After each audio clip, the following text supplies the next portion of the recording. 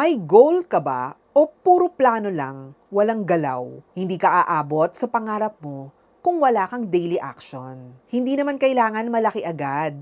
Kahit maliit, basta tuloy-tuloy. Gusto mong yumaman? Mag-ipon ka, kahit pa 50 pesos a day. Gusto mong gumaling? Mag-practice ka kahit 30 minutes lang. Gusto mo magbago ang buhay mo? Ayusin mo ang routine mo.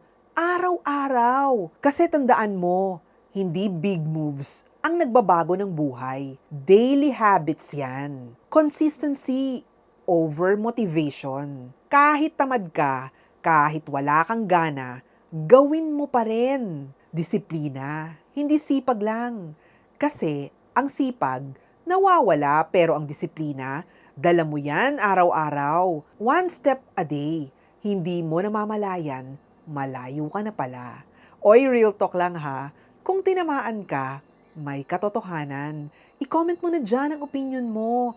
At i-share mo na rin kung nakarelate ka. Kung meron kang gustong topic para ma-discuss dito sa Real Talk, i-type mo na dyan.